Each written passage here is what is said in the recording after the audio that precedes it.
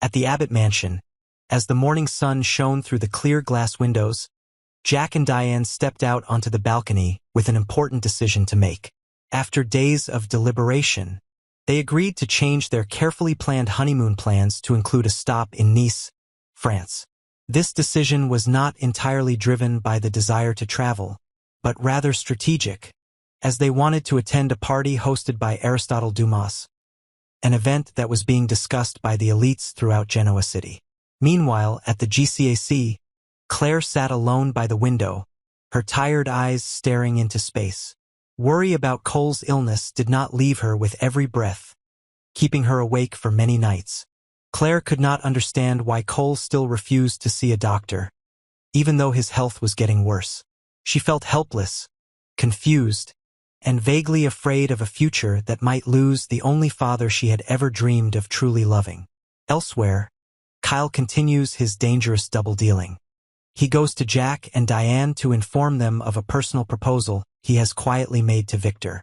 The proposal has nothing to do with any Jabot business deal, but is more private and confidential.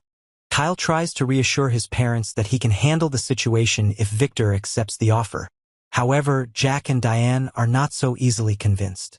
They still harbor fears that Kyle may once again fall into a trap set by someone as clever and dangerous as Victor. Their worries are further compounded when they realize that Kyle no longer seems to be able to distinguish between ambition and rashness. At Crimson Lights, Billy continues his role as the man who always carries the flame of rebellion. He encourages Adam to overcome his critics and believes that a storm is coming. Adam, calculating, hints that Newman Media is quietly preparing to strike at the perfect moment. When Sally appears and walks onto the porch with Billy, Chelsea takes the opportunity to probe Adam. She wants to know if Adam is keeping his promise not to harm Billy. Adam, in a firm but ambiguous tone, assures Chelsea that he is still on track. He is preparing a major scandal targeting Victor, something he believes will be enough to distract the public and give him an advantage. However, when the conversation turns to the party in Nice, Adam can't hide his disappointment as he confesses that he didn't get an invitation. While all the other family members were on the list, he was excluded. Chelsea immediately tries to soothe Adam's hurt feelings by saying that this proves that Dumas sees him as a real threat, a rival not to be underestimated. Adam was relieved by the outpouring of support, but he couldn't hide his intuition, which warned him that there was something wrong with the whole thing. He sensed that the nice party was a cover for a trap that could fall into the lap of the unwary. In a parallel development, Billy had his own plans. He updated Sally about his plans to attend Dumas's party. Sally objected vehemently, since the Abbott Communications launch was only a few days away and fell on a Friday the 13th, an unlucky time she believed. Billy, however, insisted that going to Nice could help them better understand Dumas and his true intentions. He even suggested moving the launch back a month, which further angered Sally. She felt that Billy had let his emotions get the better of him and had lost focus on what they were building together. However, after a brief argument, Billy turned romantic.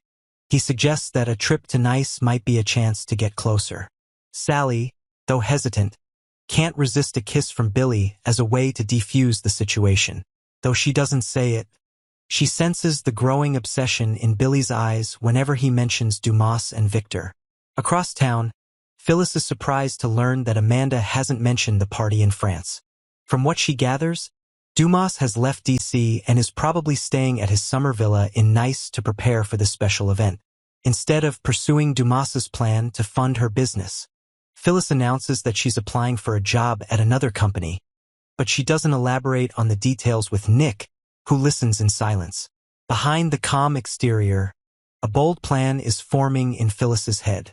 She planned to hitchhike on a private jet to France, under the guise of a vacation in Milan, but with the real goal of attending Dumas's party. While Nick was on the phone, she texted Amanda, asking to be added to the guest list. However, the plan does not stop there. Phyllis, always cunning and reckless, is also hoping to steal Billy's invitation if necessary. In her mind, being present at this party is not only a business opportunity but also the only way for her to regain her footing in the upper class, after a series of failures and scandals.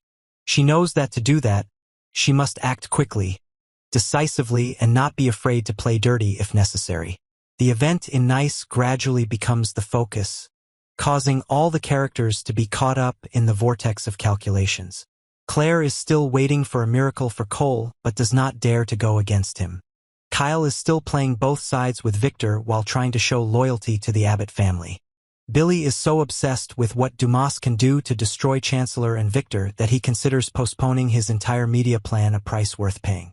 Adam stands on the sidelines, feeling both abandoned and premonition of the worst, while Chelsea tries to be his only support. Phyllis, with her keen survival instincts, moves silently as an unexpected pawn, but one that could turn the tide if placed in the right place. As all the characters converge on a point called Nice, no one knows what will really happen at Dumas's party.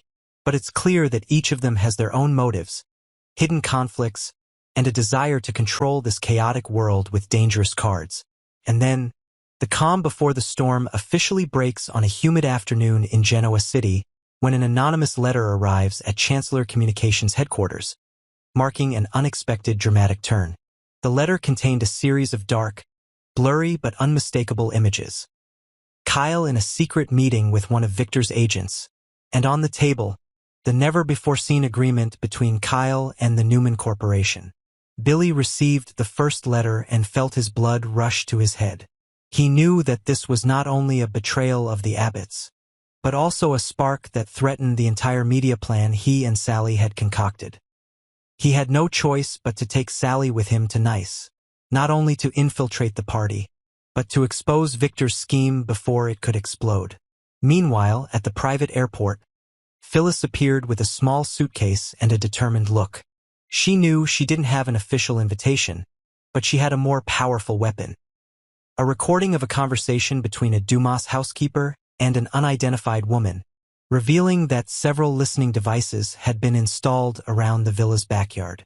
Phyllis was right.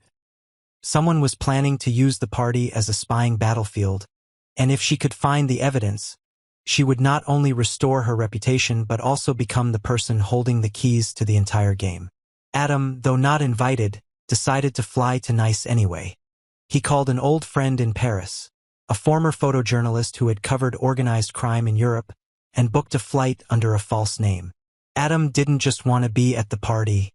He wanted to know why he himself had been left out of the power circle.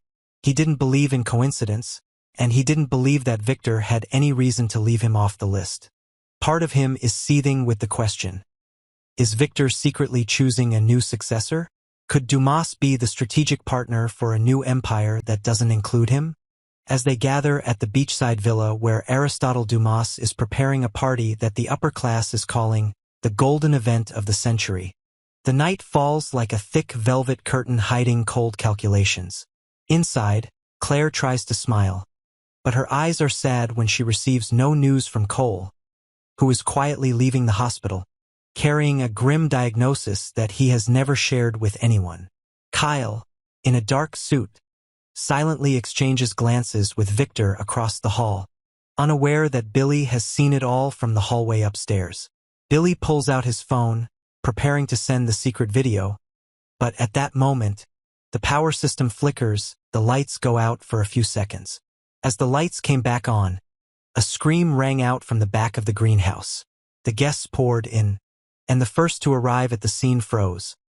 A man in a black suit lay motionless, his head streaked with blood, and one of the broken champagne glasses next to him still had lipstick on it.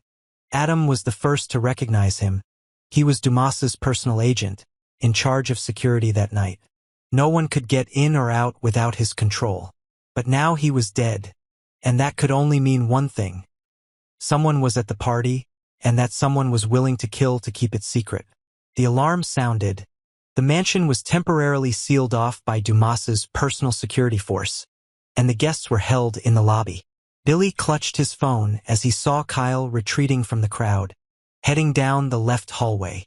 Sally pulled Billy back, but he shook his head, lowering his voice enough to let her know that Kyle might be hiding something.